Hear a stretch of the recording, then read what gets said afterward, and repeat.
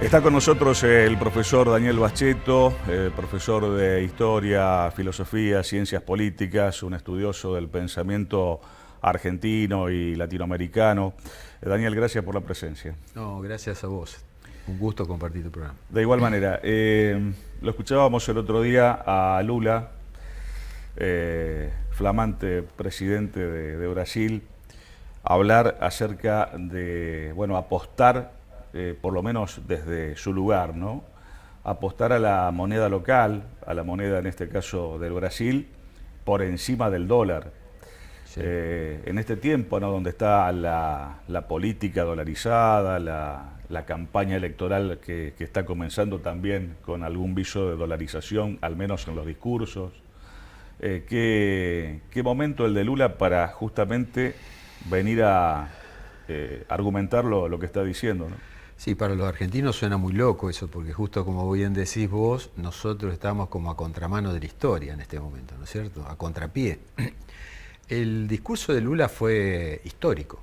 A mi modo de ver, lo valoro como un discurso histórico de un gran líder que es una figura que trasciende la figura, digamos, el espacio de Brasil mismo, ¿no es cierto? Es un líder mundial, Lula. Ya lo era antes en sus anteriores gestiones de gobierno y ahora al retomar lo vuelve a demostrar, ¿no es cierto? Sobre todo porque tiene algo que muchos políticos argentinos no tienen, o por lo menos no saben expresar, que es voluntad de ser. Mirá vos, cuando uno lee los libros de los grandes estudiosos de la política, por ejemplo, los norteamericanos, cuando analizan las naciones europeas, por ejemplo, siempre destacan a Francia por la voluntad de ser de la élite política francesa, o sea que apuestan, cualquiera sea su signo político, ideológico, a que Francia es una nación importante y se tienen que hacer respetar, digamos, ¿no? Macron recientemente dio una prueba de eso cuando se desmarcó un poco, ¿no?, de digamos, lo que venía siendo la política de la Unión Europea respecto de la guerra de Ucrania y China en particular, ¿no es cierto? Pero quiero decir, Lula tiene voluntad de ser, es decir, él como jefe político de los brasileños, de la nación brasilera, no está dispuesto a subordinarse, digamos, a otros poderes extranjeros, ¿no es cierto? Y eso es lo que dijo. Formuló algunas preguntas realmente muy contundentes, fue en el momento de la asunción de Dilma Rousseff como presidenta del Banco de Cooperación y Desarrollo, ¿no es cierto?, el Banco de los BRICS. Y él dice, ¿quién decidió que el dólar sea la moneda de los intercambios comerciales en el mundo?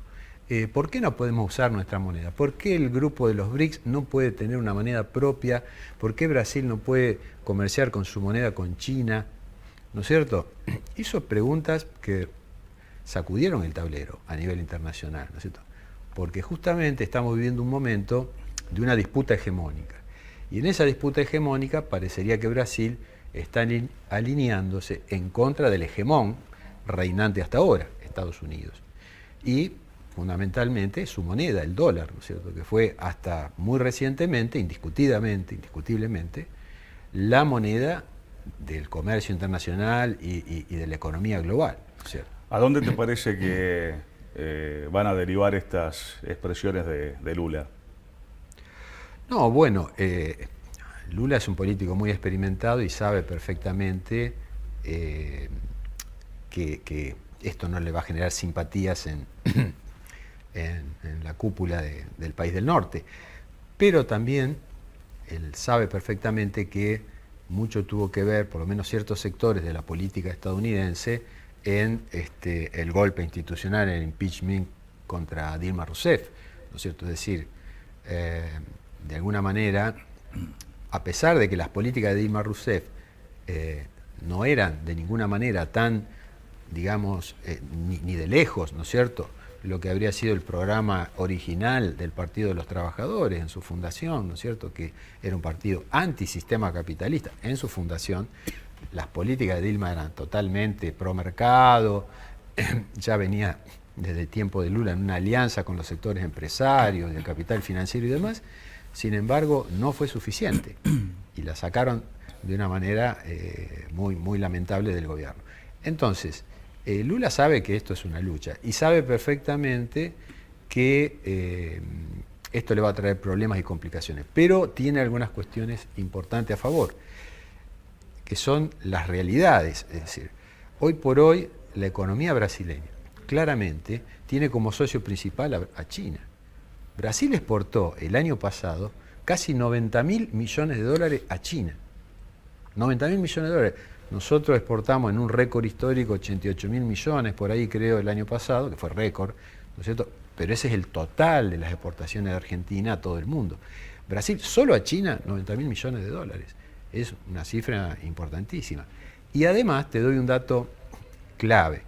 El grueso de las inversiones chinas en América Latina va a Brasil, el 48%.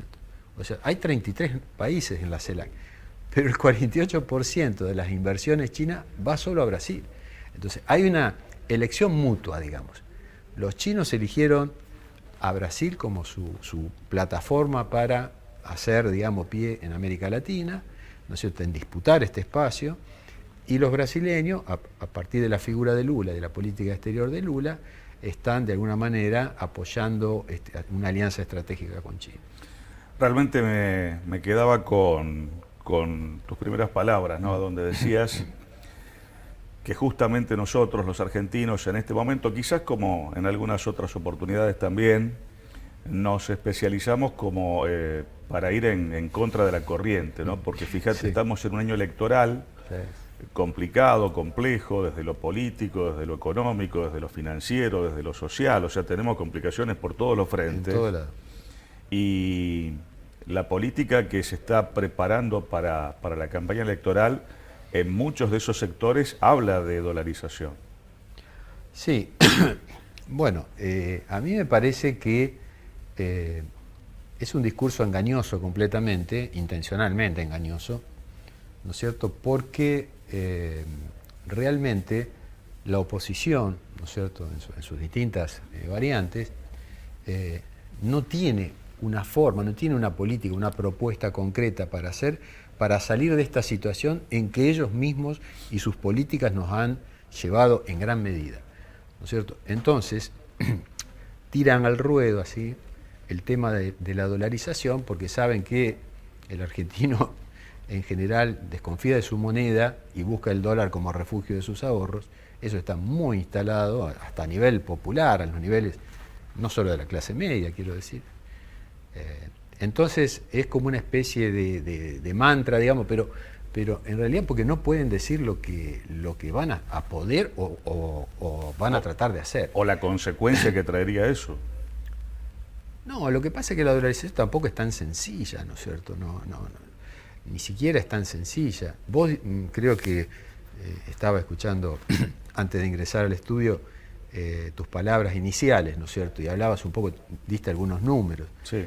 Yo estaba viendo que una persona que gane ahora 190.000 pesos, que sería lo mínimo para seguir perteneciendo a la clase media, con un dólar a 2.000 pesos, que sería mínimo, pero otros hacen otros cálculos que sí, sería más todavía por arriba. Sí, sí. ¿Cierto? Cobraría $75. Vos te imaginas que en una economía totalmente dolarizada, ¿qué haces con $75? No, absolutamente o sea, no. Digamos, el sablazo, o sea, el empobrecimiento general de la sociedad argentina generaría una recesión fenomenal, un impacto sobre el comercio, el pequeño comerciante, imagínate. Sí, sería una cosa terrible. Hay mucha desinformación, muchos por allí distraídos, no sé si consciente o inconscientemente, y entonces escuchan hablar, ¿no?, de dolarización y piensan que si ganan 200.000 pesos van a ganar $200.000 y no tiene absolutamente nada que ver, claro, digamos, con la realidad. Es un absurdo. No, por supuesto, ¿no es cierto? Lo que sí se produciría obviamente es una conversión, digamos, de esos pesos en dólar, pero teniendo en cuenta el nivel de las reservas que tenemos, evidentemente tendría que ser más o menos en ese tipo de valores y no hay forma. Y por otro lado vos decís, con los niveles de riesgo país que tenemos actualmente, ¿no es cierto?, con la deuda que ya tenemos y los pagos que tenemos comprometidos que dependen de los desembolsos del Fondo Claro. Monetario Internacional, Sí, sí. ¿quién nos va a prestar dólares a nosotros? ¿Quién nos va a prestar? por más que, no sé, que el que asuma la presidencia sea rubio, de ojos azules y hable en inglés, no sé. Quiero decir, por más que sea muy simpático para los sectores financieros del norte, ¿no es Claro, cierto? claro. Es muy difícil. ¿Por qué? Porque, bueno, obviamente que ellos también quieren cobrar en algún momento, de alguna forma. Obviamente. Entonces, me parece, yo lo veo más como una estrategia electoral demagógica, barata, ¿no? Totalmente repudiable, porque yo creo que justamente uno de los problemas de la crisis de la política es que no se habla con la verdad a la gente. No existe el discurso donde se diga realmente lo que se piensa hacer. Una mentira de un tiro muy corto, ¿no? Porque Exacto. En el caso de que alguien llegara al poder y quisiera o terminara implementando semejante cosa, bueno, a poco de andar, ningún país mediano va a salir la con una verdad a la economía, luz, ¿no? ningún país con una economía más o menos mediana como es Argentina ha optado por la dolarización jamás en la historia. Han sido nomás algunos paisitos chiquititos con economías muy pequeñas, como el caso de Ecuador y algún país caribeño, pero te quiero decir, no hay experiencias ni antecedentes. Y realmente sería una locura total, ¿cierto? Yo creo que acá lo que hace falta es poner un poco justamente los pies sobre la tierra y un poco de racionalidad, que es lo que está faltando. Y atender a la palabra de un alto dirigente de talla internacional como Lula, que está diciendo lo que dice. Esas políticas pueden aliviar enormemente a la Argentina, ¿no es cierto? La desdolarización a nosotros obviamente nos aliviaría enormemente, porque nosotros, si no más en el comercio intra-Mercosur, ¿no es cierto?, con China, que es uno de los principales países, obviamente, socios comerciales, los que les compramos cantidad de cosas, como todo el mundo, por otro lado, porque es la fábrica del mundo. Si logramos desdolarizar eso, sería fantástico, ¿no es cierto? Sería un alivio enorme para nosotros. Pero bueno, eso también requiere de voluntad política. Absolutamente. Porque a Estados Unidos no le conviene. Y entonces, evidentemente, están tratando de frenar esta tendencia a alejarse del dólar de muchos países, como el caso, bueno, de la India, Rusia, países importantes, porque es un golpe muy duro para ellos, indudablemente. Daniel, agradecido por la presencia y bueno, vamos a continuar todos estos temas en la próxima visita, si te parece, ¿eh? Pero sí, cómo no. Es un gusto compartir con vos, como te digo, y bueno, en la medida que se pueda, contribuir, ¿no es cierto?, a tratar de entender un poco esta realidad tan compleja y difícil. Gracias por la presencia. No, gracias a vos. El profesor Daniel Bacheto con nosotros, hablando de estos temas de orden internacional, pero que repercuten, se relacionan de una manera o de otra con lo que está pasando en la República Argentina.